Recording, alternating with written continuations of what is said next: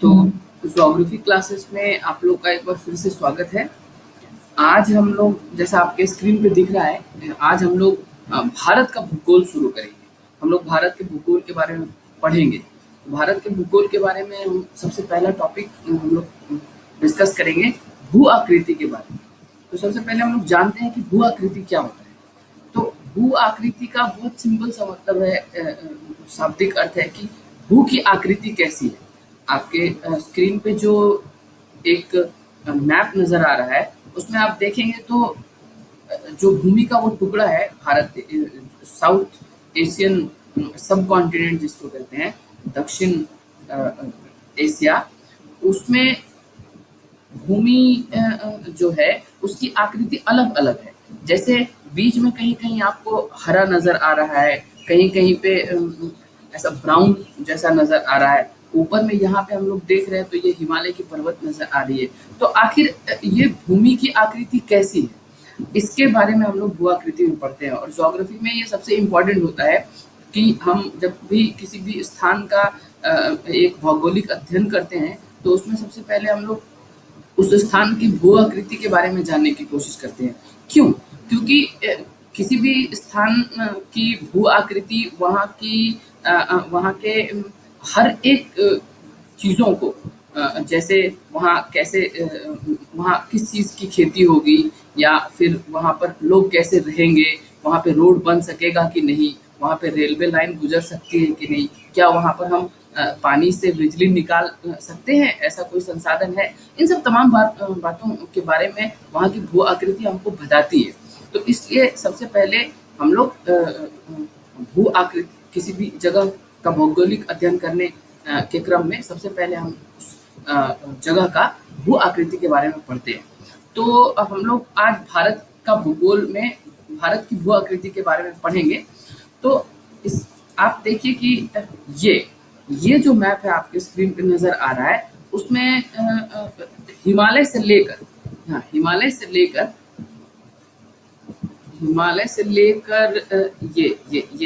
से लेकर और कन्याकुमारी तक हमारा देश जो है, भारत, वो फैला हुआ है। या हिमालय से लेके इस कन्याकुमारी तक हमारा देश फैला हुआ है। और इसके बीच की जो भूमि है वो भारत की भूमि है। और इस भारत की भूमि की आकृति कैसी है, यहाँ पे कहाँ पर मैदान है, कहाँ पर मरुभूमि है, कहाँ पर नदी है, कहाँ पर पहाड़ है, कहाँ पर पठार है, ये सब के बारे में हम लोग भू आकृति विज्ञान में पढ़ते हैं। तो जब हम लोग भारत का मानचित्र देखते हैं, भारत को जब हम लोग देखते हैं ऊपर से, तब हम देख के ही ऐसा पता चलता है कि भारत की पूरी भूमि की भू आकृति को हम लोग 4-5 भागों में बांट सकते हैं। तो उसमें 4-5 भागों में कौन कौन से भाग आते हैं? तो सबसे पहला तो ये देखिए, उत्तर में जो एकदम है हमारा खड़ा हिमालय है उत्तर में। ये नॉर्थ वेस्ट यानी कि उत्तर पश्चिम से लेकर और पूर्व तक फैला हुआ है। हिमालय की पहाड़ियां जो हैं, ये तीन रेंजेस है, तीन पहाड़ी है, तीन लंबा पहाड़ी है, जो कि उत्तर पश्चिम से लेकर उत्तर पूर्व तक फैला हुआ है।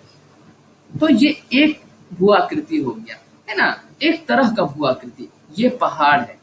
और दूसरा भू आकृति क्या है? दूसरा भू आकृति ये है पेनिनसुलर इंडिया, जिसको हम लोग पठारी प्रायद्वीपीय पठार है। ये प्रायद्वीप किसको कहते हैं?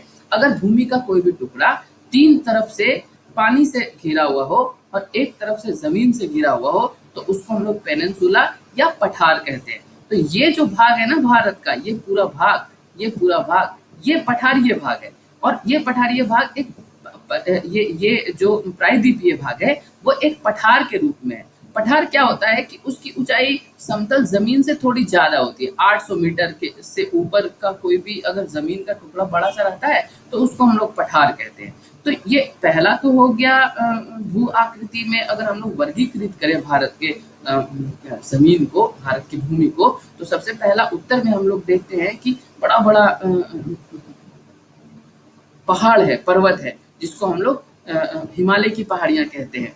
वो उत्तर पश्चिम से उत्तर पूर्व तक फैला हुआ है। और दूसरा जो वर्गीकरण है इसका भारत की भू आकृति का, वो है प्रायद्वीपीय पठार। प्रायद्वीप में जो पठार है उसको हम लोग प्रायद्वीपीय पठार कहते हैं।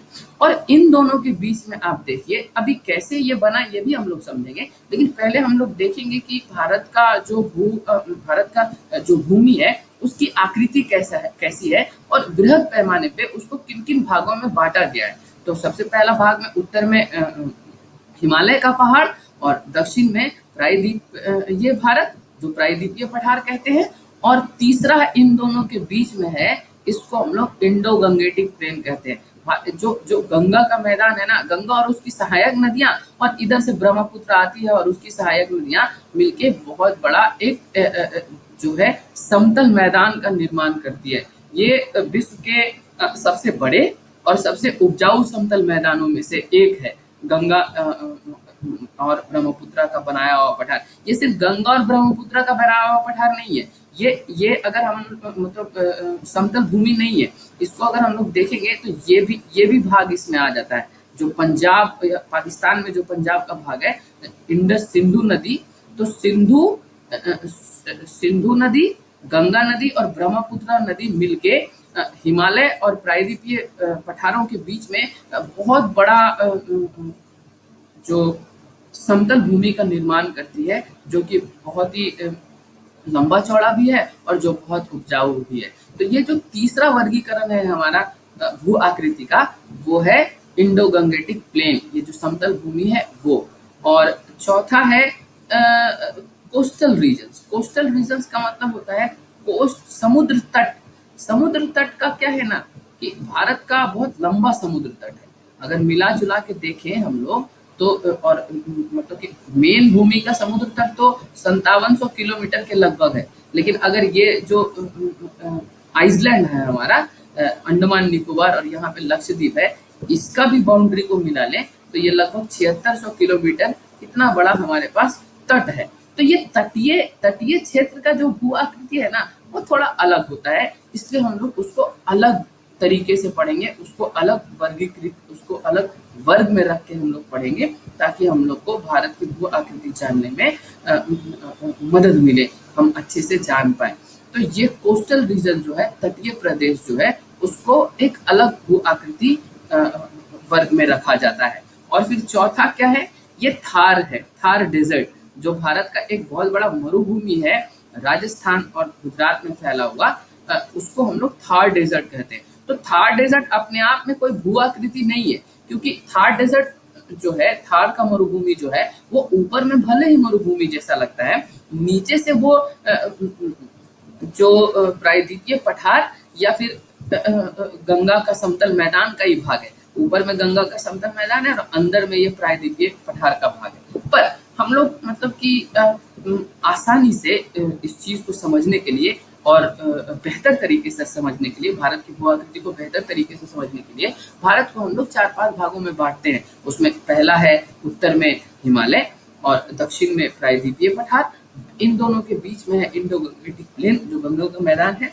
और उसके बाद तटीय प्रदेश एक अलग ही तरह का भू आकृति है। यहाँ पे मैदान है, यहाँ पे छोटा छोटा तालाब है जो एकदम अंदर घुसा हुआ है, लेकिन जिसमें समंदर का पानी रहता है। तो बहुत अलग अलग तरीके का चीज है, जब हम इसको विस्तार से पढ़ेंगे तो हम लोग देखेंगे। खैर, चौथा वर्ग है कोस्टल रीजन, तटीय प्रदेश, और पांचवा वर्ग है थार का मरुभूमि। तो इस तरह से हम लोग देखें कि भारत की जो भू आकृति है उसको हम लोग 5 विभिन्न वर्गों में बांट सकते हैं। पर आज हम लोग क्या करेंगे, आज हम लोग ये पढ़ेंगे जो हिमालय है हमारा, हिमालय के बारे में हम लोग थोड़ा, हिमालय की उत्पत्ति के बारे में, हिमालय कैसा लगता है उसके बारे में हम लोग आज पढ़ेंगे विस्तार से। और उसके बाद अगले सब लेक्चर्स में प्रायद्वीपीय पठार और गंगा का मैदान, थार डेजर्ट, कोस्टल रीजन, ये सब के बारे में भी पढ़ेंगे। तो हम लोग जो पहला वर्ग है, जो पहला भू आकृति का वर्ग है भारतीय भूमि पर, हिमालय, उसकी उत्पत्ति के बारे में जानने की कोशिश करेंगे। तो हम लोग जानते हैं कि क्या था कि यहाँ पे जब पूरा जमीन का टुकड़ा एक था, है ना, जितना भी जमीन का टुकड़ा है, अभी जैसे 7 महादेश हैं तो तो सातों महादेश एक में ही जुड़ा हुआ था और इसको पैंजिया कहा जाता था, पैंजिया कहा जाता था, ठीक है ना। तो पैंजिया फिर क्या हुआ, बीच में टूट गया, टूट गया। तो जो दक्षिण में था उसको गोंडवाना कहते थे, गोंडवाना लैंड, और जो उत्तर में था उसको अंगरा लैंड कहते थे, अंगरा लैंड। और इन दोनों के बीच में था समंदर, इन दोनों के बीच में जो था वो समंदर था, उसको हम लोग टेथिस टेथिस सागर कहते थे, टेथिस समंदर था।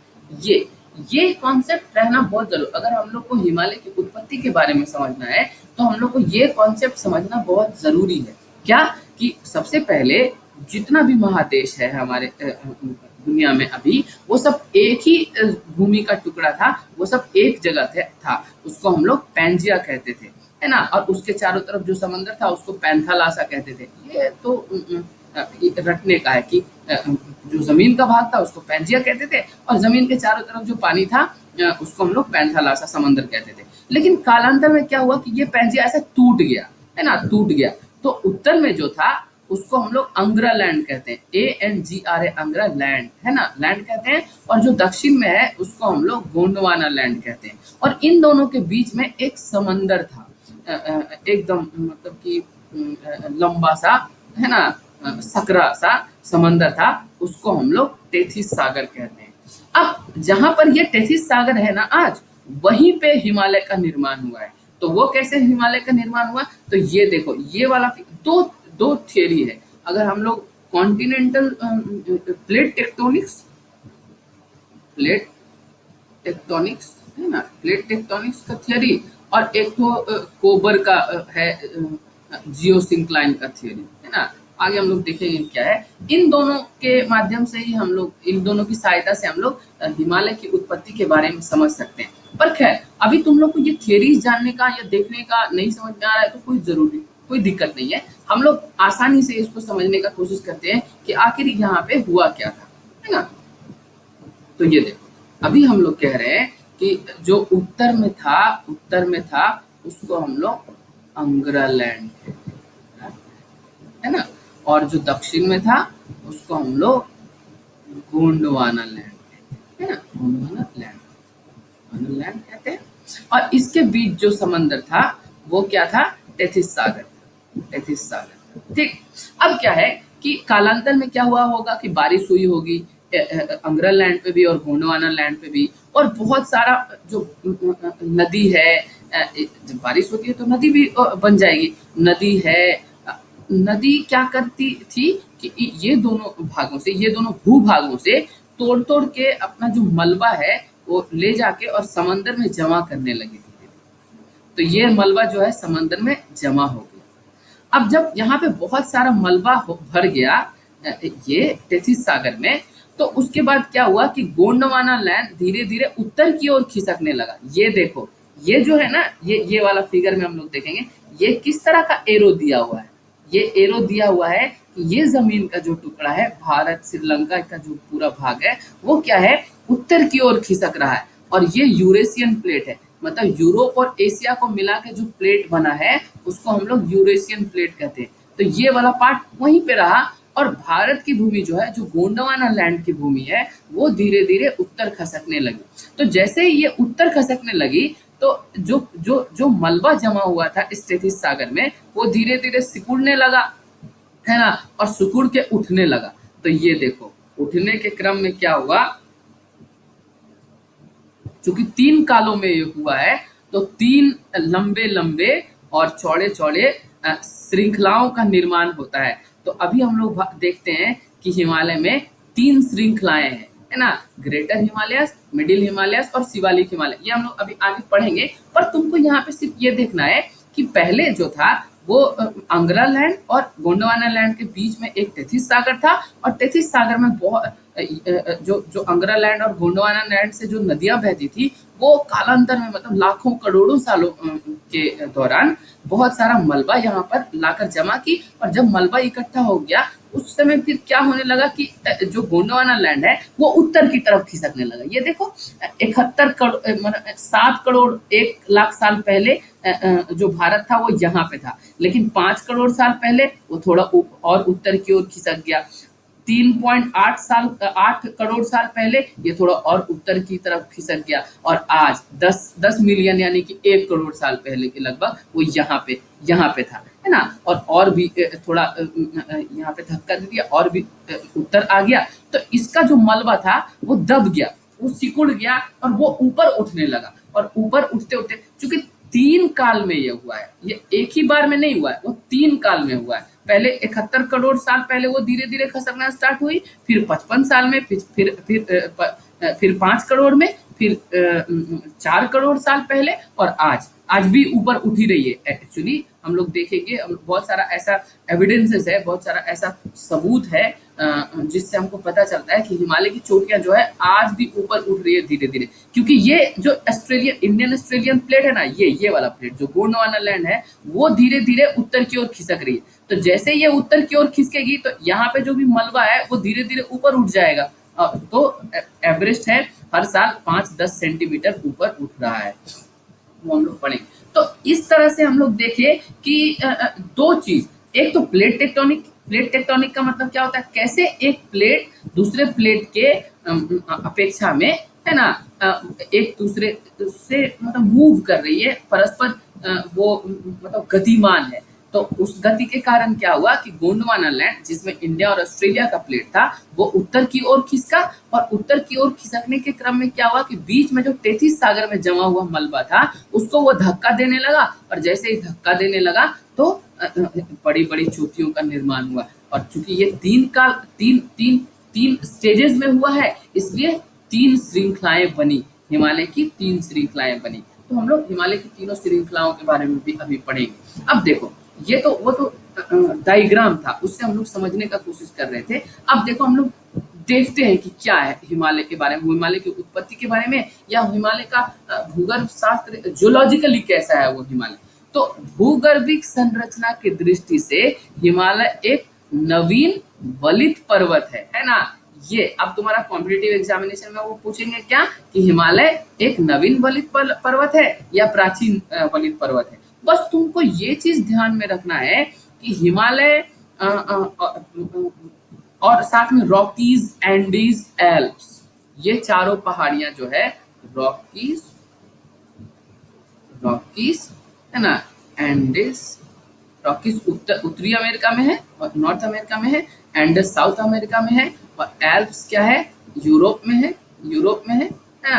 ये तीनों पहाड़ियां और साथ में हिमालय की पहाड़ियां जो है वो दुनिया के सतह पर, दुनिया के पटल पे सबसे नवीनतम पहाड़ियों में से है ना। भारत की सबसे पुरानी अगर पहाड़ी के बारे में हम लोग देखें तो वो अरावली है। वो हम लोग जब दक्कन के पठार के बारे में पढ़ेंगे ना, प्रायद्वीपीय पठार के बारे में पढ़ेंगे, तो प्रायद्वीपीय पठार भारत का सबसे पुराना भाग है। भारत की जमीन का अगर हम लोग देखें कि किस काल में कौन कौन बना, तो हम लोग देखेंगे कि सबसे नवीनतम जो पहाड़ बना हुआ है पूरी दुनिया में, वो हिमालय का पहाड़ है। हाँ, अभी रुक जा, अरावली पर्वत है, वो पठार नहीं है। लेकिन हम लोग क्वेश्चंस को बाद में लेंगे, लास्ट 10 मिनट्स में। अभी हम लोग पहले लेक्चर सुनेंगे। हाँ, तो मतलब ध्यान में देने वाली बात यह है कि हिमालय जो है वो एक नवीन वलित पर्वत है, वो नई पहाड़ियां है और फोल्डेड माउंटेन है। क्योंकि जब 33 में ये मलबा था और दोनों को एकदम मतलब कि एक दूसरे को धक्का दिया और बीच में उस मलबा को दबा दिया गया, तो उससे क्या हुआ, मोड़दार पर्वत हो गया, बन गया मोड़दार पर्वत। जैसे रस्सी में मोड़ रहता ना, तो उस तरह से मोड़दार पर्वत बन गया। तो इस तरह से हम लोग देखते हैं कि हिमालय जो है वो एक नवीन वलित पर्वत है, वो एक नई पहाड़ी है। और हिमालय की उत्पत्ति को समझने के लिए 2 सिद्धांत से हम लोग समझ सकते हैं। 2 सिद्धांत हमको उसकी उत्पत्ति को समझने में मदद करता है।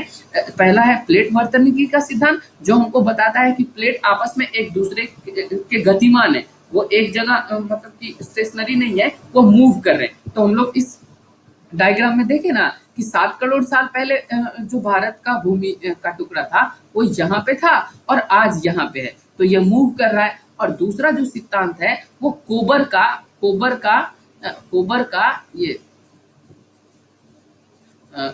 का भूसन्नति सिद्धांत है ना, भूसन्नति सिद्धांत। तो भूसन्नति क्या होता है, बस भूसन्नति यही जान लो ना कि ये जल का एक बहुत ही ये छिछले जल का, छिछले, छिछले जल का, छिछले और लंबे, छिछला होना चाहिए लेकिन लंबा होना चाहिए, छिछला, छिछले और लंबे जल का एक एक एक एक शरीर है, एक बॉडी है, जहां पर कालांतर में नदियां क्या है, वो भूखंडों से लाकर मलबा इकट्ठा करती है, और फिर जब कोई भी जो भूखंड है वो एक दूसरे के करीब आता है या मूवमेंट करता है, तो ये मलबा दब जाता है और दब के उठ जाता है, जैसे पहाड़ियां बनती है। तो इसी ये बॉडी जो है ना, ये पानी का जो भाग है, उसी को भूसन्नति कहते हैं। कोबर कहता था कि दुनिया में जो भी भूसन्नतियां हैं वो पर्वतों की माएँ हैं, क्योंकि पर्वत जितने भी हैं वो इन्हीं भूसन्नतियों से ही निकली है। तो ये कोबर का थियरी था, इसको हम लोग थोड़ा सा देख लिए। ये जब फिजिकल ज्योग्राफी हम लोग पढ़ेंगे तो उसमें कोबर के बारे में हम लोग पढ़ेंगे। तो दो सिद्धांत है जो ज्योग्राफी में हमको हिमालय की उत्पत्ति को समझने में मदद करता है। उसमें पहला ये प्लेट वर्तनिकी का सिद्धांत, प्लेट वर्तनिकी का सिद्धांत हमको बताया क्या कि जो भारत की भूमि है वो ऊपर आ रही है, मतलब वो उत्तर की ओर खिसक रही है, वो एक जगह नहीं है, वो मूव कर रही है। और जो कोबर का भूसन्नति का सिद्धांत है वो क्या कह रहा है कि यहाँ पे टेथिस सागर था और उसमें जो भी मलबा जमा हो गया था, तो चूंकि जो भारत और ऑस्ट्रेलिया का प्लेट है वो यूरेशियन प्लेट के करीब आया, तो ये मलबा दब गया और धीरे धीरे उठ गया। बस इतना ही तुमको जानना है आसानी के लिए, ठीक है ना। अब उसके बाद देखो क्या लिखा है कि हिमालय का निर्माण जो हुआ है वो कई चरणों में हुआ है। ऐसा नहीं है कि एक ही बार पूरा हिमालय बन गया, नहीं, वो धीरे धीरे करके कई चरणों में हुआ है। उसमें सबसे पहले टर्शियरी काल जो 7 करोड़ साल पहले है, उसमें बृहत हिमालय का निर्माण हुआ। जो ग्रेटर हिमालय है ना, ग्रेटर हिमालय का मतलब हिमालय की जो सबसे उत्तरी श्रृंखला है, हिमालय में 3 श्रृंखलाएं हैं, उत्तरी, बीच वाली और ये दक्षिणी। अभी हम लोग देखेंगे वो, लेकिन बस तुम यही जान लो कि 7 करोड़ पूर्व पहले टर्शियरी पीरियड में, टर्शियरी काल में बृहत हिमालय का निर्माण हुआ, है ना। और उसके बाद क्या हुआ, 3 करोड़ वर्ष पूर्व द्वितीय चरण में अपक्षय एवं अपर्दन के कारण टेथिस सागर में जमा अपसार पुनः उठने लगा। इस प्रकार मध्य हिमालय का निर्माण हुआ। ये तुमको बहुत इंटरेस्टिंग लगेगा। रुको, पहले हम इसको मिटा देते हैं और उसके बाद एक डायग्राम के माध्यम से हम लोग इसको समझने की कोशिश करते हैं। तो ये है क्या, देखो, मान लो कि ये भूमि का टुकड़ा था, ये एशिया था, है ना, एशिया था, और ये था क्या, भारत, ये भारत ऐसा था, और धीरे धीरे इसके करीब आ रहा था। तो इसमें जो मलबा था वो दब गया और उठ गया, और एक बृहत हिमालय टर्शियरी काल में जो है एक बृहत हिमालय बड़ा सा चोटी बना लिया, ठीक, बड़ा सा चोटी। अब क्या है कि 7 करोड़ साल पहले बड़ा चोटी बन गया और फिर 3 करोड़ साल पहले दूसरा चोटी का निर्माण हुआ है। तो यानी कि इन 4 करोड़ सालों में बहुत बारिश हुई, तमाम नदियां जो है या पानी जो है इसका अपक्षय करते रहा, इसका अपर्दन करते रहा, इसके चट्टानों को तोड़ते रहा, और तोड़ तोड़ के क्या किया कि मलबा को यहाँ पे फिर से समंदर में जमा करने लगा, है ना। और जब फिर से क्या हुआ, फिर से मूवमेंट हुआ, फिर से जो भारत की ये भूमि है फिर से उत्तर की ओर खिसकने लगी, तो ये मलबा जो है टेथिस सागर में जो जमा मलबा था वो एक बार फिर से दबा और फिर से उठ गया, और उस समय क्या हुआ कि मध्य हिमालय का निर्माण हुआ, मध्य हिमालय का निर्माण हुआ। हम लोग बृहत हिमालय में और मध्य हिमालय में देखेंगे, चूंकि देखो ये 2 जमीन का भाग था, यहाँ इधर भारत थी और इधर एशिया था, ये एशिया था और इधर भारत था, और बीच में समंदर था, और इसी समंदर में मलबा जमा हो रहा था। तो जब समंदर में मलबा जमा होगा तो क्या होगा कि समंदर का जो जीव जंतु है वो भी इस मलबा के साथ जमा हो जाएगा, है ना। और जब ये दबेगी तो समंदर का जो जंतु है वो हमको अभी 8 किलोमीटर 9 किलोमीटर में यानी 6 किलोमीटर ऊपर पहाड़ी में मिलता है। मतलब कि जब सतह पे ये समंदर का कोई जीव, मान लो कि एक केकड़ा है ना, एक केकड़ा समंदर में मर गया और ये मलबा में दब गया, और ये मलबा क्या है, दब के अब ऊपर उठ गया और अब पहाड़ की चोटी बन गया। तो अब हमको यहाँ भी वो समंदर का मलबा दिख रहा है, यहाँ भी केकड़ा का जो भाग है, जो बचा हुआ अवशेष है वो दिख रहा है। तो इस तरह से हम लोग को बृहत हिमालय में और मध्य हिमालय में हम लोग को जो समुद्री जो अवशेष हैं, समुद्री जीवों के अवशेष हैं, वो हम लोग को मिलते हैं। उसके बाद क्या हुआ तीसरे क्रम में कि 1,75,00,000 वर्ष पूर्व मध्य हिमालय के समानांतर में, ये जैसे कि एक हिमालय तो यहाँ पे ऐसे बनी जिसको हम लोग वृहद हिमालय कहते हैं, वृहद हिमालय है ना, हिमालय कहते हैं। और उसके बाद एक चोटी ऐसे बनी जिसको हम लोग मध्य हिमालय कहते हैं। अब जब मध्य हिमालय बनी तो मध्य हिमालय के साथ साथ एक इंडो ब्रह्म नदी बन गई है ना। जब पर्वत बनती है ना तो ऐसा बनता है, मतलब अगर सोच लो कि तुम्हारे पास इतना मलबा है और दोनों तरफ से जब हम दबाएंगे एक फोम को या एक बेड को, कोई भी चीज को हम लोग दबाएंगे तो इस तरह से दबता है, कुछ भाग उठा हुआ रहता है और कुछ भाग नीचा भी रहता है। तो नीचे भाग में है ना नदी, मतलब पानी बहने लगा और नदी बन गई, और ऊपर वाला भाग पहाड़ बन गया। तो ये जो नीचे वाला भाग है ना वो इंडो ब्रह्म नदी, ये जो इंडो ब्रह्म नदी है ना वो नदी बह गई, वो इंडो ब्रह्म नदी बन गई। और इंडो ब्रह्म नदी जब बनी तो इसमें भी धीरे धीरे मलबा इकट्ठा होने लगा, इसमें भी धीरे धीरे मलबा इकट्ठा होने लगा। और जब ये मलबा भी मतलब इस मलबा को भी दब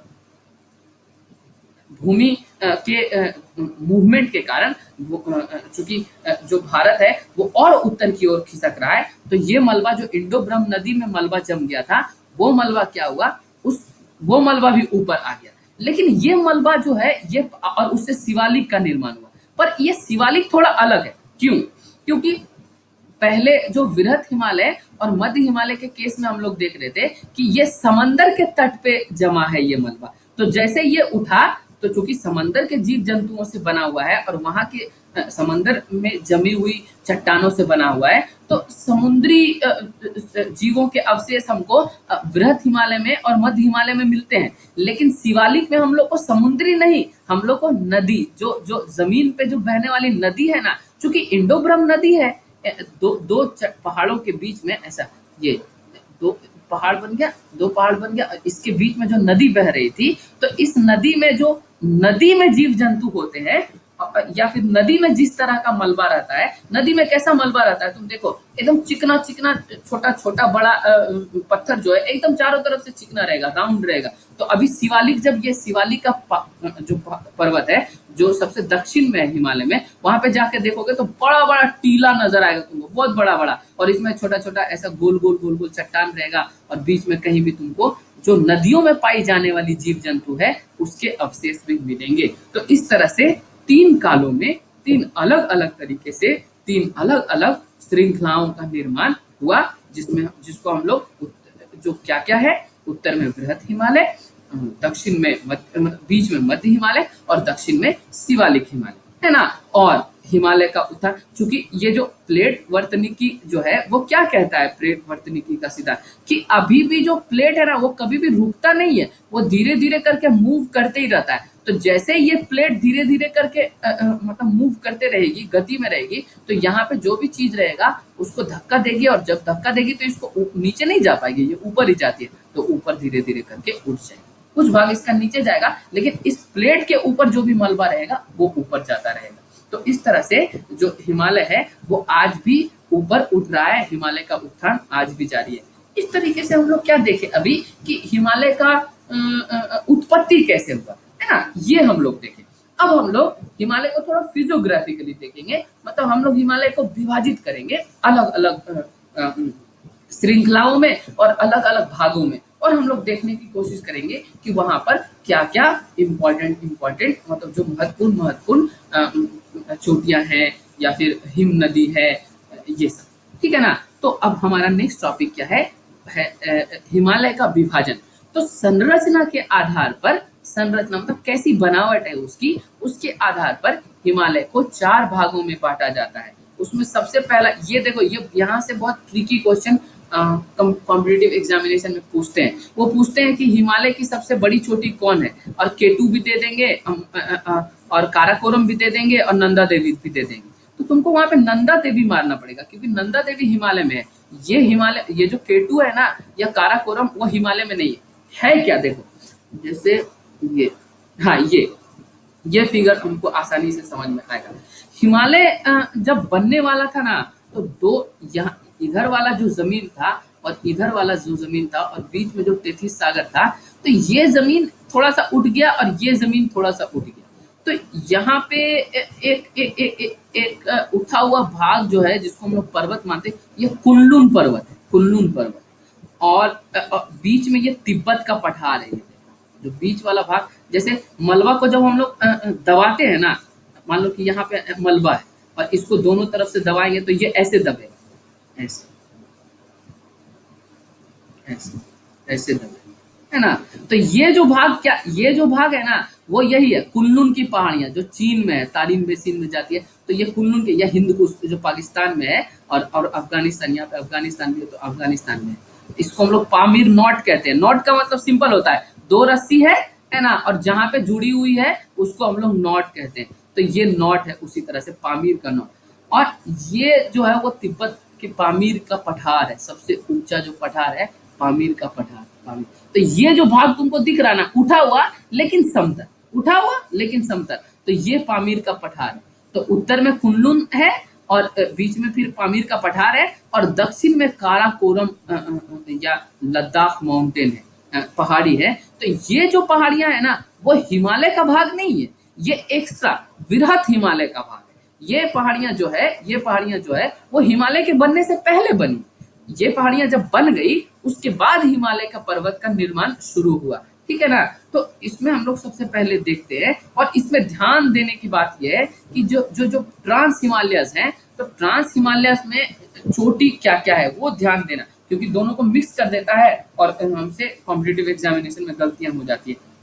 तो ट्रांस हिमालय के बारे में हम लोग पढ़ते हैं। देखो क्या है, हिमालय के पूर्व उत्पत्ति हुई है उसकी।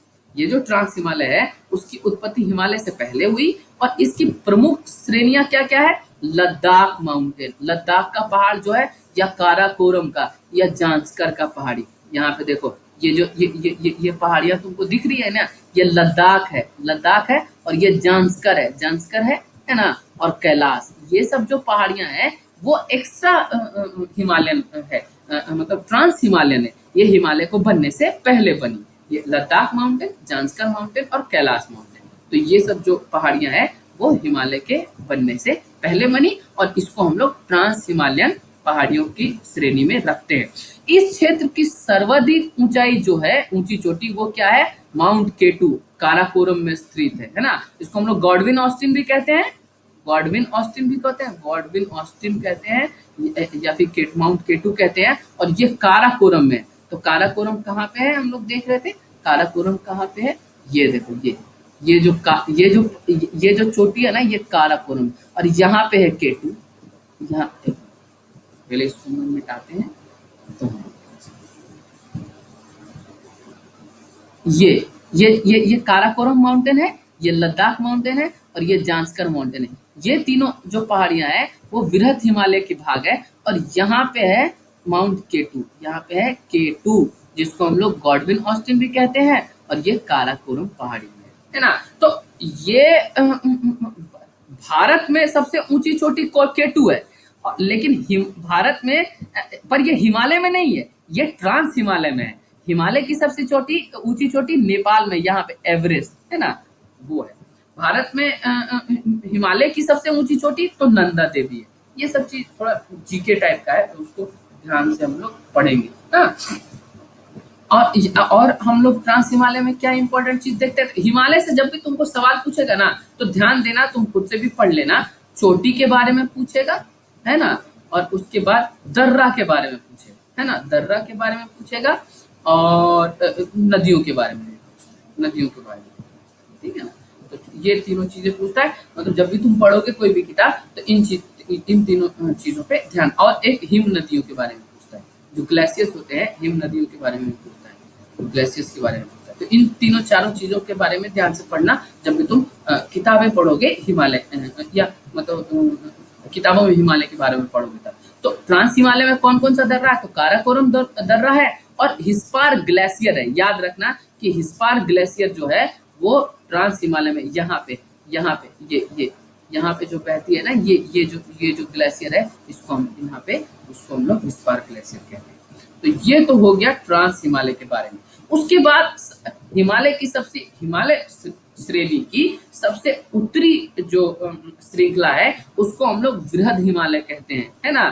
तो वृहद हिमालय जो है वो हिमालय का प्राचीनतम भाग है। हिमालय की श्रेणियां जब बनी तो उसमें सबसे पहले यही वृहद हिमालय बनी। और वृहद हिमालय की चौड़ाई कितनी है, की ऊंचाई कितनी है, वो 6 किलोमीटर। मतलब सोचो 6 किलोमीटर ऊपर, 6 किलोमीटर से ज्यादा ही है, औसतन है इसका, 6 किलोमीटर से ज्यादा है, 6 किलोमीटर से ज्यादा है। और लंबाई कितनी है भाई, तो 24 किलोमीटर। ये वृहद हिमालय जो है ना, वो देखो यहाँ पे,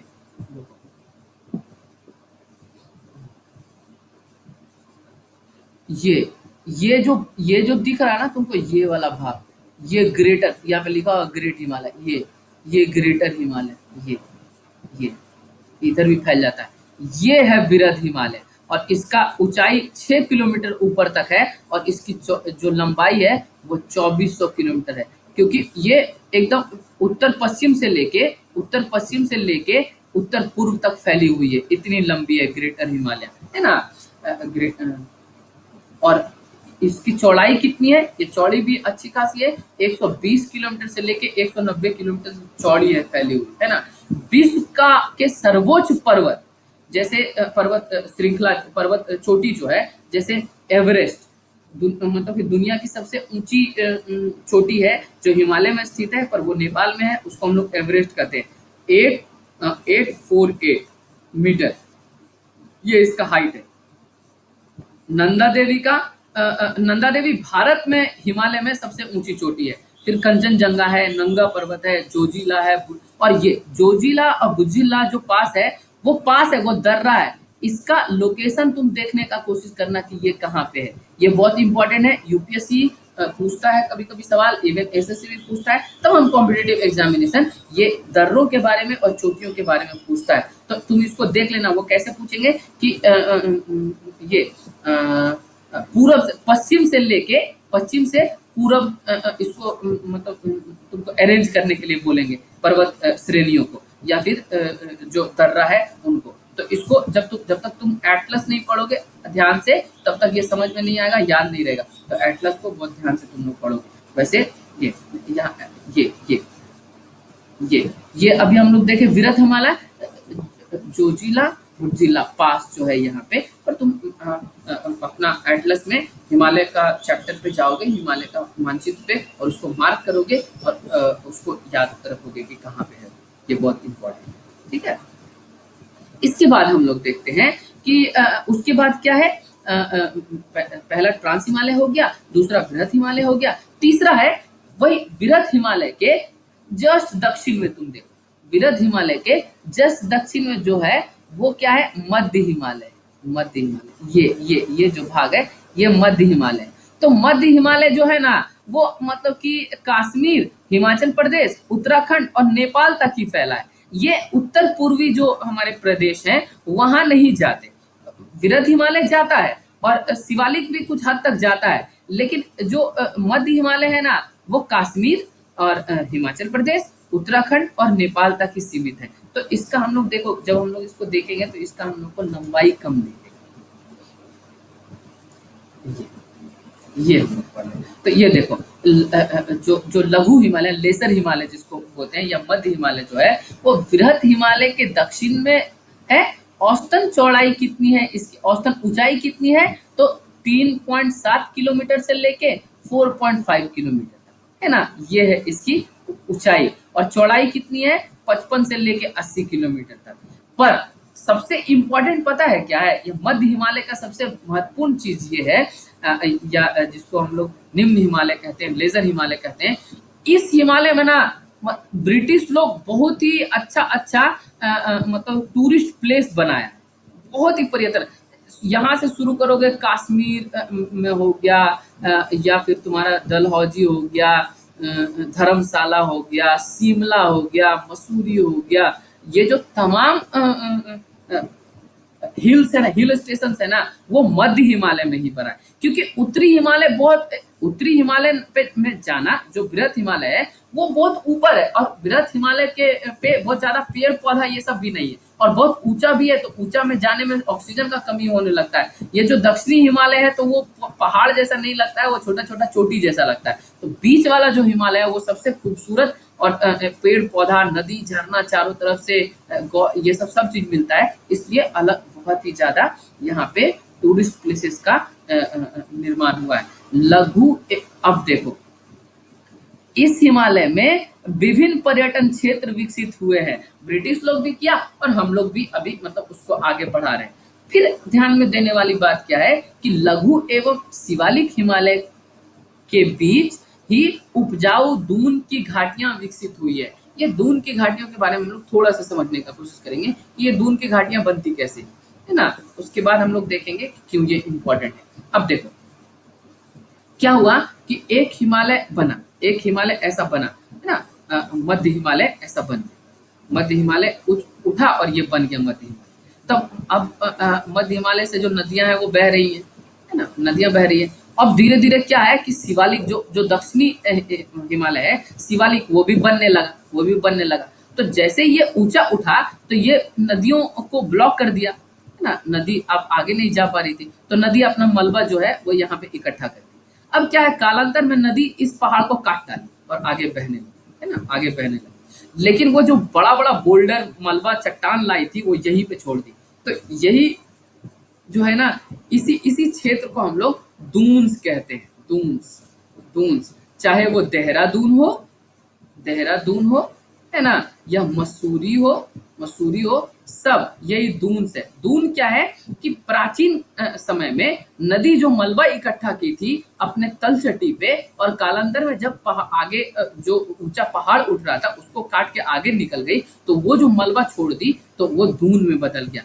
और दून उपजाऊ होता है। यहाँ पे दून में सेब का या हम लोग जब पूर्व में आएंगे तो देखेंगे चाय का, ये सब का खेती होता है। तो इस तरह से हम लोग 3 हिमालय के बारे में तो देखे, ट्रांस हिमालय, वृहद हिमालय और लघु हिमालय। अब इसके बाद हम लोग शिवालिक के बारे में थोड़ा सा देखेंगे। तो शिवालिक जो है, शिवालिक तुमको कैसा लगेगा, शिवालिक ऐसा पड़ा कटा कटा बीच में, चूंकि नदी इसको बीच बीच में काट दिए। यहाँ पे ये देखो, ये शिवालिक है, ये वाला जो है ना भाग वो शिवालिक है, एकदम कश्मीर से लेके और वेस्ट बंगाल सिक्किम तक फैला हुआ। इधर बहुत बार बार कट जाता है, यहाँ पे नदी जो है ना काट, यहाँ पे चूंकि बारिश ज्यादा होती है तो नदी काट देती है। तो जब दो, ये शिवालिक का जो दो भाग कटा हुआ भाग है ना, जहाँ से नदी गुजरती है उसको दुआर्स कहते हैं, दुआर्स है ना, इसको दुआर्स कहते हैं, याद रखना।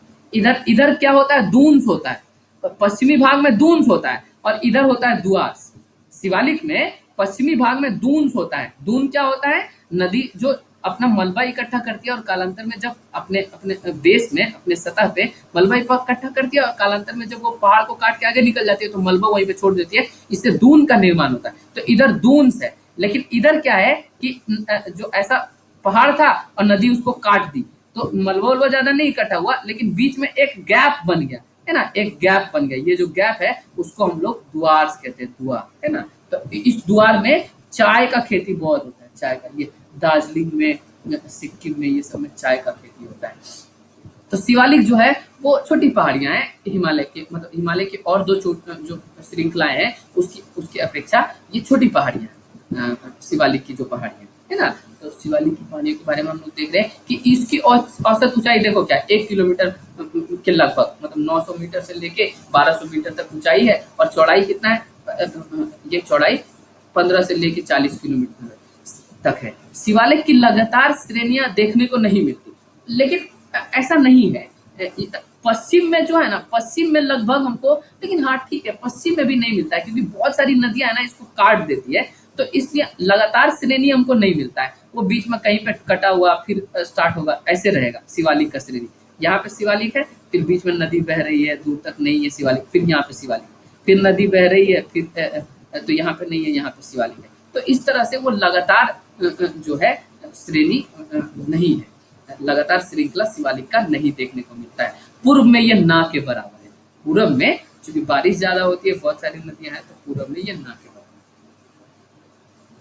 इस तरह से हम लोग अभी देखे हिमालय की 3 श्रृंखलाओं के बारे में, और एक ट्रांस हिमालय, एक चौथा जो श्रृंखला था उसके बारे में भी देखे। पर अब हम लोग क्या करेंगे ना, अब हम लोग क्या करेंगे कि हिमालय को रीजनल डिवीजन करेंगे। रीजनल डिवीजन और क्षेत्रीय हिमालय के बारे में हम लोग पढ़ेंगे कि हर क्षेत्र में हिमालय को कैसे बांटा गया है। क्योंकि क्षेत्रीय हिमालय इसलिए जरूरी है क्योंकि देखो हिमालय पर्वत तो एक ही है और मतलब जो श्रृंखलाएं हैं वो एक ही हिमालय कहलाती है, पर अलग अलग जगहों पे वो अलग अलग संस्कृति का निर्माण करती है। तो इस तरह से हम लोग अलग अलग क्षेत्र में हिमालय को बांटते हैं। जैसे ये जहाँ सिंधु नदी से लेके सतलज नदी के बीच तक का जो हिमालय है उसको हम लोग पंजाब हिमालय कहते हैं। एकदम ध्यान रखना, ये फिगर अगर तुमको रटा गया तो मतलब कभी भी क्वेश्चंस आएगा, वो पूछेगा कि पंजाब हिमालय कहाँ से कहाँ तक है, तो तुम बताओगे कि जो सिंधु नदी, इंडस नदी और सतलज नदी के बीच में जो भूमि है ये पंचनाद वाली नदी है। चिनाब, झेलम, रावी, ब्यास और सतलज, ये पांचों नदी जो है ना वो बहती है। झेलम, चिनाब, रावी, ब्यास, सतलज, ये पांचों नदी मिलके इस पूरे भूमि को बनाई है। तो जब दो नदी जब बहती है ना तो उसके बीच वाला भूमि जो है बहुत उपजाऊ होता है। तो यहाँ पे देखो ना पूरा भूमि नदी के बीच में बना हुआ है, तो इसलिए ये बहुत उपजाऊ भूमि है पंजाब का जो क्षेत्र है ना। तो इंडस, सिंधु नदी और सतलज नदी के बीच में जो हिमालय है उसको हम लोग पंजाब हिमालय कहते हैं। ये पहला हो गया हमारा हिमालय का क्षेत्रीय जो डिवीजन है, उसमें हम लोग देखे पहला पंजाब हिमालय हो गया। दूसरा क्या हुआ, कुमाऊं हिमालय है ना। कुमाऊं हिमालय ये उत्तराखंड और में मतलब उत्तराखंड और हिमाचल प्रदेश में फैला हुआ है। तो ये कहाँ से कहाँ तक है, सतलज से लेके अकाली तक है ना। सतलज जहाँ पे काटती है सतलज से लेके काली तक, काली नदी है ये, यहीं पे तो नेपाल और इंडिया लड़ रहा है, लड़ाई हो गया, बाउंड्री डिस्प्यूट हो गया। तो खैर सतलज से लेके काली तक का जो हिमालय है उसको हम लोग कुमाऊं हिमालय कहते हैं। यहाँ पे अलग तरह का कल्चर है। और काली से लेके तीस्ता नदी, ये काली नदी जो है उससे लेके तीस्ता नदी जो है उसके बीच जो हिमालय है उसको हम लोग नेपाल हिमालय कहते हैं। यहाँ पे ये हिमालय का शिवालिक का थोड़ा सा भाग बिहार में भी आता है ना, पश्चिमी चंपारण में।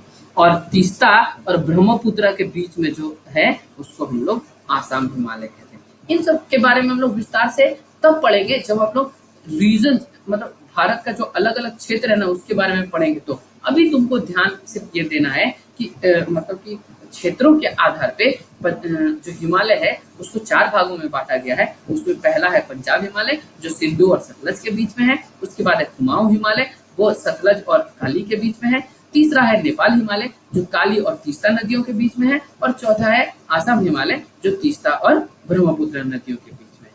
तो इस तरह से हम लोग देखे हिमालय का रीजनल डिवीजन, क्षेत्रीय डिवीजन हम लोग देखे। अब है कि हिमालय का महत्व क्या है। तो हिमालय का बहुत सारा महत्व है। अगर हम लोग देखो सबसे पहला जो फिगर है ना हिमालय का, यहाँ ये इस फिगर पे अगर हम लोग चर्चा करें तो हम लोग देखेंगे कि हिमालय का महत्व क्या है। सबसे पहले अगर जलवायु की दृष्टि से देखें, सबसे पहले तो ये देखो ना कि ये भी पहाड़ है, हिंदुकुश की पहाड़ी है, हिमालय का भाग नहीं है लेकिन हिंदुकुश की पहाड़ी है। एक ही समय इसका भी उत्पत्ति हुआ था। और ये है हिमालय। ये क्या करता है कि इस भाग को, ये पूरे जो दक्षिण एशिया का भाग है जिसमें इंडिया, पाकिस्तान, बांग्लादेश, नेपाल, भूटान और श्रीलंका आता है, उसको मतलब एशिया के और क्षेत्र से बिल्कुल अलग कर देता है। तो ये हमको सुरक्षा तो देता ही है ना, और एकता भी देता है, एकता भी देता है। एक तरह के लोग हो गए क्योंकि ये आइसोलेशन में रहे, यहाँ के कल्चर का बहुत ज्यादा प्रभाव इधर पड़ा नहीं, तो इस तरह से हमको एकता भी देता है। और क्या करता है, ठंड के मौसम में देखो ये ऊपर में ध्रुव है, इधर ध्रुव, और ऊपर जाएंगे तो ध्रुव है, तो यहाँ से ध्रुवीय हवाएं चलती है जो बहुत ठंडी और शुष्क होती है। इसको हिमालय अंदर नहीं आने देता। तो क्या है, जो ठंड में भी हमारा भारत का जो मौसम है वो थोड़ा गर्म टाइप का रहता है ना, ट्रॉपिकल क्लाइमेट रहता है। तो ठंड में जो ध्रुवीय हवाओं को तो आने नहीं देती, साथ साथ क्या करती है कि मानसून कहाँ से उठता है, यहाँ से उठता है। मानसून यहाँ से आता है, ऐसे आता है ना, ऐसे आता है मानसून, ऐसे आता है। आज देखो केरला के तट पे मानसून स्ट्राइक कर दिया, IMD वाला 1 तारीख को करता है, 1 जून को, लेकिन इस बार 3 जून को किया है। आज मानसून यहाँ पे केरला के तट को स्ट्राइक कर दिया। मानसून की हवाएं यहाँ पे बहुत बारिश होगी और धीरे धीरे वो आगे बढ़ेगी, है ना, आगे बढ़ेगी। और एक जो है वो इधर से स्टार्ट होती है और वो भी यहाँ पे सेटल होती है और इधर बारिश करवाती है। तो हिमालय क्या करता है ना कि ये जो मानसून की का हवा है उसको उत्तर नहीं जाने देता, यहीं पे रोक देता है। और जैसे ही रोक देता है तो इस पूरे क्षेत्र में बादल बन जाता है और बड़ी 10 दिन 15 दिन तक बारिश करवाते रहता है। तो इस तरह से बारिश करवाने में भी हम लोग का बहुत मदद करता है हिमालय। तो हिमालय का सुरक्षा की दृष्टि से, राजनीति की दृष्टि से या फिर जलवायु की दृष्टि से हिमालय का बहुत सारा महत्व है। ये देखो क्या कह रहा है तुम्हारा स्लाइड, यह भारतीय उपमहाद्वीप की प्रकृति एवं राजनीति सीमा का निर्धारण करता है। प्राकृतिक तरीके से भी हमको अलग कर देता है और राजनीतिक तरीके से भी, उधर चाइना है, रसिया है, वो सबसे हम लोग को अलग कर देता है ना। भारत को शेष एशिया से अलग करता है, ये हम लोग अभी देखे पढ़े भी। यह न केवल भारत को बाह्य आक्रमण से बचाता है अपितु इसे एक विशिष्ट भौगोलिक स्वरूप भी प्रदान करता है। ये हवाएं ध्रुवीय हवाओं को न आने देकर और मानसून की हवाओं को न जाने देकर क्या करता है, एक विशिष्ट भौगोलिक स्वरूप प्रदान करता है। इस तरह से हमारे जलवायु को प्रभावित करता है। और ये बहुत सारी नदियों की माता है, बहुत सारी नदियां जो है जो सालों भर बहती है, वो वर्षवाहिनी नदियां जो है वो यहाँ से निकलती है हिमालय से। तो ये सब हिमालय का महत्व है।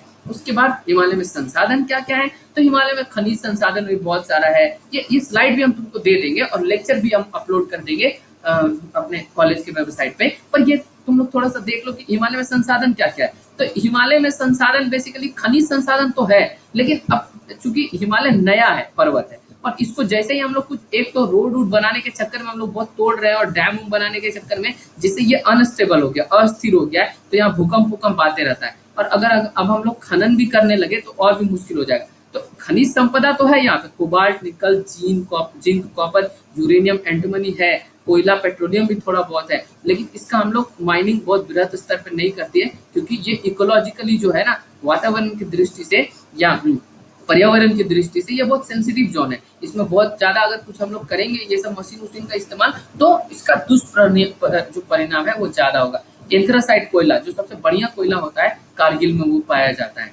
फिर क्या है, वन संसाधन बहुत है हिमालय में। जो सॉफ्ट जो ट्रीज है, हाइट पे जो भी ट्रीज देखो, मतलब पेड़ का है ना, पेड़ के लकड़ी का क्या है ना, अगर कहीं पे बहुत ज्यादा गर्मी होगी है ना और बहुत वर्षा होगी, तो वहां का जो लकड़ी है, पेड़ का लकड़ी, वो कठोर होगा। तो कठोर लकड़ी से हम लोग अक्सर फर्नीचर या बहुत सारा और भी रेलवे वैगन ये सब बनाते हैं। लेकिन जैसे जैसे ऊंचाई पे जाएंगे तो ठंडा होता है ना, तब बारिश भी हल्की फुल्की होती है, तो यहाँ पे लकड़ी जो सॉफ्ट हो जाएगा। इसका हम लोग अलग अलग बैट बनाते हैं, कॉर्क बनाते हैं, अलग अलग चीज, इवन फर्नीचर भी बनाते हैं, तो अलग अलग चीज बनाते हैं। तो हिमालय के ढलानों पे, अब चूंकि हिमालय है उसमें जो सतह पे पाई जाने वाली पेड़ पौधा, आम, शीशम, महुआ, ये सब भी पाया जाता है। और ऊपर में जो पाए जाने वाली होता है, जैसे ओक है, देवदार है, ये भी पाई जाती है। अनानास, केसर, अखरोट, ये सब का जो बागवानी होता है, सब तरह का पाया जाता है नीचे। क्योंकि हिमालय सतह से 1000 मीटर तक में पाई जाने वाली जो पेड़ है वो भी पाई जाती है, और 6000 मीटर में पाई जाने वाली जो पेड़ पौधे हैं वो भी पाई जाती है, क्योंकि हिमालय में हर तरह का सतह मौजूद है। तो इस तरह से वन संपदा में बहुत ही रिच है हिमालय। और पशु संसाधन भी है वहां पे, क्योंकि ऊपर में बहुत बड़ा घास का मैदान है ना, पहाड़, ऐसे पहाड़ जैसे है ना, तो पहाड़ की एक तरफ होगा क्या, वो पेड़ है ना, और दूसरी तरफ सपाट घास का मैदान, फिर इधर सपाट पेड़। तो ये जो घास का मैदान है ऊपर में, उसमें बहुत जो भेड़ है या बकरियां हैं या याक है या गाय है, ये सब चरती है। और पशु संसाधन मतलब जैविक विविधता भी लाती है और बहुत सारा पशु संसाधन भी है। फिर क्या है हिमालय में संसाधन, तो हिमालय में सबसे ज्यादा टूरिस्ट लोग जाते हैं पर्यटन करने के लिए। मौसमी, जैसे ही गर्मी का मौसम आएगा, अभी जून आया ना, जून, अब देखो कि दिल्ली, हरियाणा, पंजाब और वेस्टर्न यूपी, राजस्थान, ये सब का आधा से ज्यादा जनता जाके हिमालय में पड़ा हुआ रहेगा।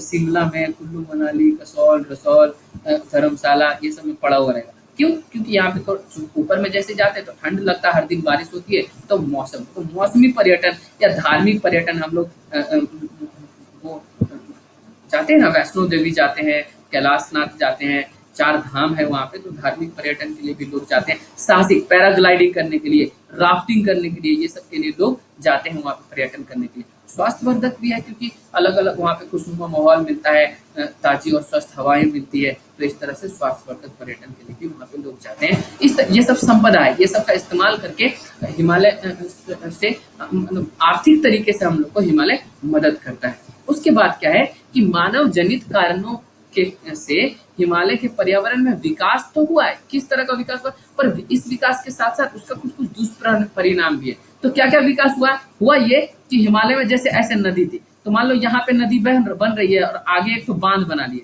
तो इस क्षेत्र में जितना पानी है वो जम गया और रुक गया, है ना, और फिर बहुत तेजी से इसको छोड़े तो ऊंचाई से आया, तो टरबाइन घुमाया और इलेक्ट्रिसिटी हमको मिल गया, तो इसमें हम बांध बनाए। लेकिन दिक्कत क्या की है, मतलब जो एक्सपर्ट लोग है, विद्वान लोग है, वो कहता है कि हमको छोटा छोटा बांध बनाना चाहिए था, पर वहां पे हम बड़ा बड़ा बांध बना दिए हैं, और जिसके कारण क्या है, हिमालय चूंकि अभी अभी युवा अवस्था में वो और अनस्टेबल है ना, अस्थिर है, तो उसमें भूकंप आने का या कोई भी प्राकृतिक आपदा आने का संभावना बहुत ज्यादा होता है।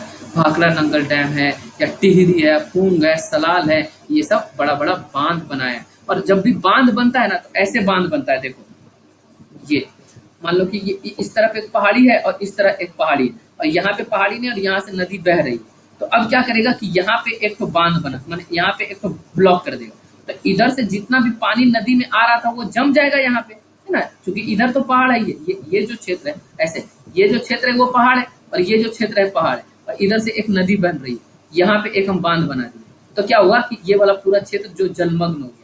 अब जलमग्न हो गया तो यहाँ जो भी पेड़ पौधा था वो तो डूब गया और मर गया, तो इससे वन का क्षरण हो गया। ये होता है बांध बनाने के समय। अक्सर परिवहन का विकास के कारण वन क्षरण हुआ, क्योंकि जब रोड बनाएंगे तो हम लोग लकड़ी काटेंगे वहां पे, और रोड बनाने के कार्यक्रम में हम लोग भूमि का अपरदन होता है, मिट्टी का कटाव करते हैं, वायु और भू का प्रदूषण होता है, खुली खादाने हैं उससे भी बहुत प्रदूषण होता है, और उससे वहाँ का जो अस्थिर भू आकृति है वो और अस्थिर हो जाता है। फिर है कि और क्या करते हैं लोग, मतलब मानव जनित कारण, मानव और क्या क्या करते हैं वहां पे, तो चाय और सेब का बड़े पैमाने पे वो खेती करते हैं, और उसके साथ साथ क्या करते हैं, अफीम का और गांजा का भी खेती करते हैं, क्योंकि अभी पंजाब, हरियाणा, उत्तर प्रदेश, दिल्ली, ये सब का अक्सर लड़का लोग, जो यंग लड़का लोग है, वो गर्मी के मौसम में अधिकतर इसीलिए वो गांजा पीने के लिए या अफीम कोई नशा करने के लिए चला जाता है, क्योंकि ये सब एरियाज में, हिमाचल प्रदेश, उत्तराखंड में ये सब की खेती होती है, तो ये सब खेती है, ये इसका दुष्परिणाम है। अनियंत्रित पर्यटन के कारण क्या हो गया है, चारों तरफ तुम देखोगे हिमालय में जाओगे तो कहीं पे पॉलिथीन, कहीं पे प्लास्टिक का बॉटल, कहीं पे कचरा, ये सब पड़ा हुआ है, तो वो जो हम लोग प्राकृतिक तरीके से, प्राकृतिक वातावरण है उसमें, उसको हम लोग दूषित कर रहे हैं, और वो फिर एक दिन इसी की तरह, जैसे बिहार, झारखंड, ये सब में है माहौल, उसी तरह का हो जाएगा। उसके बाद क्या है, और भी क्या क्या है हिमालय में, हिमालय के पर्यावरण में और क्या विकास हुआ है, तो वहाँ पे वनों की व्यापारिक कटाई की जाती है, क्योंकि जो काठ है ना, काठ और अन्य उद्योग के लिए लकड़ी को काटते हैं, वहाँ पे देवदार का, चीन का, ये सब पेड़ का काटते हैं, क्योंकि वो सब बहुत महंगी लकड़ियाँ होती है, और उनको काट के फिर बेचते हैं अलग अलग इंडस्ट्री को, तो वनों की व्यापारिक कटाई होती है। अब ये सब जो विकास हुए हैं उसके कारण दुष्परिणाम क्या हुआ, तो दुष्परिणाम हुआ भू संकलन। एक दिन तुमको हम वीडियो जब फिजिकल ज्योग्राफी पढ़ाएंगे तो भू संकलन के बारे में बताएंगे। भू संकलन का मतलब यही जान, ये भूमि है, अचानक से क्या हुआ, चूंकि ये पहाड़ है तो पहाड़ में ये ढलान है, अब ढलान के कारण क्या हुआ कि कुछ स्लोप फेलियर हो गया, मान लो जो और पूरा एक साथ मलबा नीचे गिर गया, तो मान लो नीचे रोड है पर वहाँ पे एक ट्रक जा रहा था या बस जा रहा था, तो पूरा मलबा, पूरा चट्टान बस पे गिर गया तो मौत हो जाती। तो भू संकलन वहाँ होता है। वहाँ बंजर भूमि की अधिकता होते जा रही है, क्योंकि बहुत खनन करते हैं या बेहतर इस्तेमाल नहीं करते। मृदा का अपरदन होता है ना, अगर मान लो कि ऐसा पहाड़ है ना, और यहाँ पे एक इसको काट के हम एक रोड बना रहे, तो उसमें क्या हुआ कि जब हम काटे तो मृदा का अपरदन हुआ, उसके बाद जब काटे तो उसका जो नेचुरल स्लोप है, नेचुरल जो ढलान है वो तो खत्म हो गया, उसके कारण बारिश का पानी जमने लगा और मृदा अपरदन हुआ, तो और मृदा अपरदन होता है, भौम जल के स्तर में गिरावट होती है। यही जान लो कि शिमला का हालत ये है ना अभी, कि शिमला कभी कभी गर्मी के मौसम में मतलब रोक लगा देता है कि और टूरिस्ट हम नहीं ले सकते क्योंकि हमारे पास पानी ही नहीं है, नहाने का पानी नहीं है, पीने का पानी नहीं होता है। शिमला बहुत वाटर स्टार्व जगह है, वहाँ पे पानी बिल्कुल नहीं होता है। और भी हर जगह पे जो जैसे धर्मशाला, मनाली, ये सब में भी पानी का बहुत किल्लत होता है। तो भौम जल का स्तर में भी गिरावट होते जा रहा है। आकस्मिक बाढ़, उत्तराखंड में अभी हम लोग 2016-17 में देखे थे, बहुत खतरनाक बाढ़ आई थी। तो आकस्मिक बाढ़ की अधिकता हो जाती है। तापमान में धीरे धीरे वृद्धि होता है। पहले ठंडा होता था, अभी वहाँ का तापमान 1 डिग्री 2 डिग्री बढ़ रहा है ना। विभिन्न प्रकार के जैसे भूमि का प्रदूषण हो गया, या जल का प्रदूषण हो गया, वायु का प्रदूषण हो गया, ये सब का विभिन्न तरह का प्रदूषण वहाँ पे होते जा रहा है। और क्या होता है, जैसे ही तापमान में वृद्धि होती है और वहाँ पे चीड़ का पेड़ होता है जो बहुत तेजी से जलता है ना। तो वनाग्नि हम लोग देखते हैं कि अभी अभी कुछ दिन पहले उत्तराखंड के जंगल में आग लग गया था। तो वनाग्नि का जो जो इवेंट है, जो वनाग्नि हो रही है, वो अब धीरे धीरे उसकी तीव्र तीव्र होते जा रही है। मतलब बार बार वो पेड़ में, जंगल में आग लग जा रहा है। तो हम लोग को हिमालय, क्योंकि हिमालय हम लोग को बहुत सारा चीज देता है। हिमालय का पर्यावरण और हिमालय की संपदा को बचा के रखना ही हम लोग के हित में है। और अगर हम लोग नहीं करेंगे तो ये सब दुष्परिणाम एक दिन बहुत ज्यादा हो जाएगा और फिर हिमालय जैसा था वैसा नहीं रह पाएगा। उससे भारत का जो भारत के जो लोग हैं, वो उनको बहुत तरह तरह के समस्याओं का सामना करना पड़ सकता है। क्योंकि मान लो, देखो ना, भारत में, उत्तरी भारत में जो भी नदियां हैं वो हिमालय से आती है। और एक दिन हिमालय में ये नदियां अगर खत्म हो गई, हिमालय ही खत्म हो गया, तो ये नदियां खत्म हो जाएगी, तो पानी कहाँ से आएगा, है ना। खेती कहाँ से करेंगे, पियेंगे क्या पानी, है। तो ये सब तमाम चीजें जो है वो हम लोग इन्वायरमेंट में बेसिकली पढ़ेंगे। आज हम लोग इस तरह से हिमालय का जो टॉपिक है उसको हम लोग खत्म करते हैं। और अगले क्लास में हम लोग क्या करेंगे कि जो जो दक्षिण भारत का प्रायद्वीपीय पठार है उसके बारे में पढ़ेंगे।